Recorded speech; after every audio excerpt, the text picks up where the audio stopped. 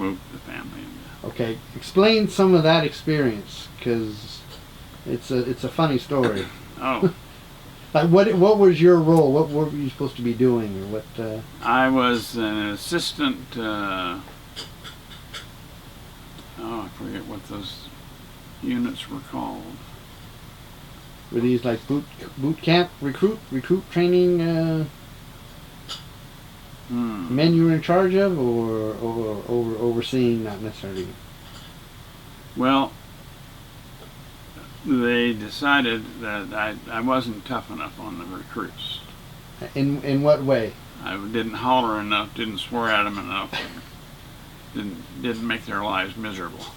Obviously, they didn't account for what type of person you were when they assigned you there. So they left me in charge of the disciplinary unit. For how long? Well, I was only probably 6 months or so. Huh. Yeah. Now, was this when you mentioned something in the past about Marines jumping the fence?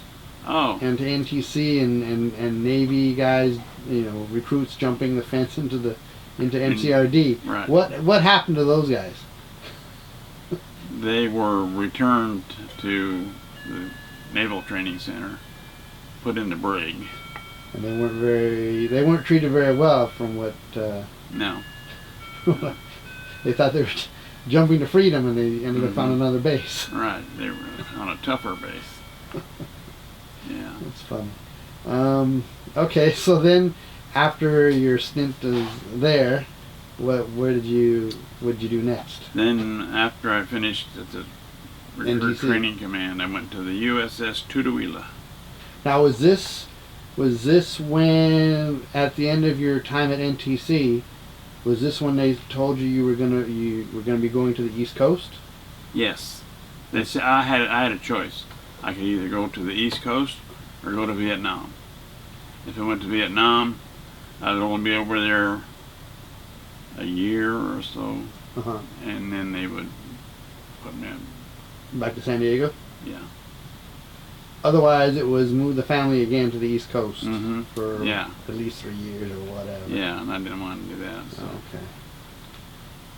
so I opted for the Vietnam.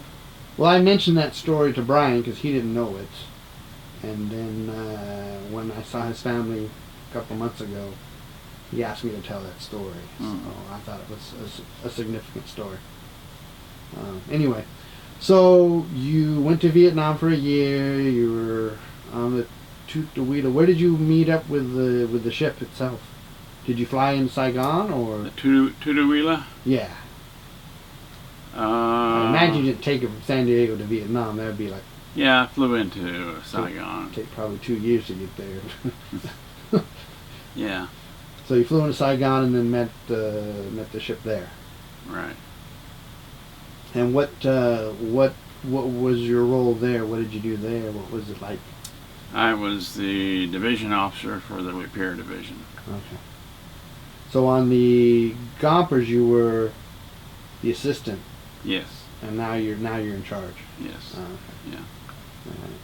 And what did you guys do? What was the main operations that you guys repair operations? Tutuila? Yeah.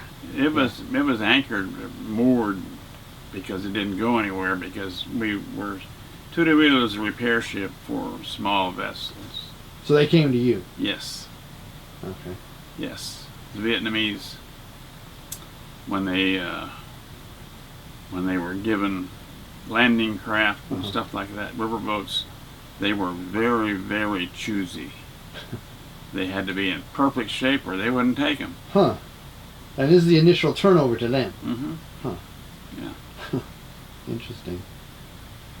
And did you ever hear any fighting, any kind of bombing, as far as being on board the Tutuila? How would you have known you were in the waters of Vietnam if you didn't know better? Was there any way to tell? No. No? Because I didn't hear anything, in the way of gunfire. Maybe one time I heard some gunfire, but that was about it. Well, how far offshore were you? Oh, we were up. Oh, when I first got there, Yeah. we were anchored to an island, or anchored at an island on the west side of Vietnam. Huh. And then we went up to Japan for some yard work on our ship on the Tutuila. And when we come back, we went up the Saigon River and anchored. Oh, really? Yeah. How far up the river? Oh, probably 10 miles. Huh. Yeah. Huh. So. Now, on the trip from Vietnam to Japan, Mm-hmm. you went straight to Japan, Yes. and then they did whatever. They whatever work. Yeah. They had to. And then you came back down to you said something about Hong Kong, and did you hit Hong Kong on the way down, or this was what year again? 19.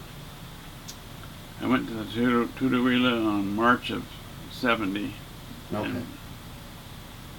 And was on it until April of 71. For 1 year. Basically a 1 year stint. Okay, so then when you got back to the States, back to San Diego, where were you assigned at that point? To the Development and Training Command at Naval Training Center in San Diego. Was that 32nd Street? Yes. So then you spent the remainder of your career there. Right. And what did you do there? What did I do there? I was a division officer for the repair division. Huh. Ship fitters. Huh. I didn't have any electricians or anyone in my division, I don't think. Yeah. And how did you get to work? Well, eventually, huh? I bought a motorcycle. A Yamaha, if I remember correctly. 180 or something, yeah. But prior to that, I'd drive down there and but didn't you have a bike as well? yeah, I didn't ride it to work. Oh, so, you never. Okay. No.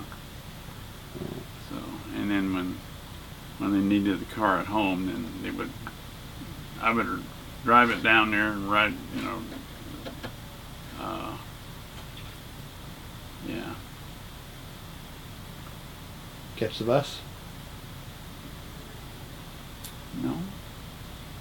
Huh. Hmm. That was the Ford Galaxy. I would imagine. I don't know. I would think. I'm guessing. Yeah, probably so. So, your transition from the Navy to the civilian world, was there any problems with that? Was it a piece of cake?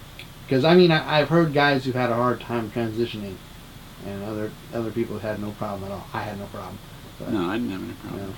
And what did you do to prepare yourself for retirement? In other words, what did you do to prepare yourself for your next thing in life, your next career? What did you do? I started going to college. While you were still in the Navy? Or when you got out? While I was in the Navy, I guess. So you intended on being an insurance adjuster, or in the claim side of insurance, or sort of how did you fall into that? I guess would be the question. I guess just reading magazines and stuff, and So you had a plan. It wasn't just random. Like you retired today and then tomorrow you're working as a claims adjuster. yeah, You had a plan. yeah. Which doesn't surprise me at all. You plan things out. I went to work. Oh yeah, I responded to an ad in the National City or in the San Diego Union. Huh. They were looking for an insurance adjuster. Roger Steele Insurance Agency. Can you hold right there? Sure. Let me get another. See, this is good stuff.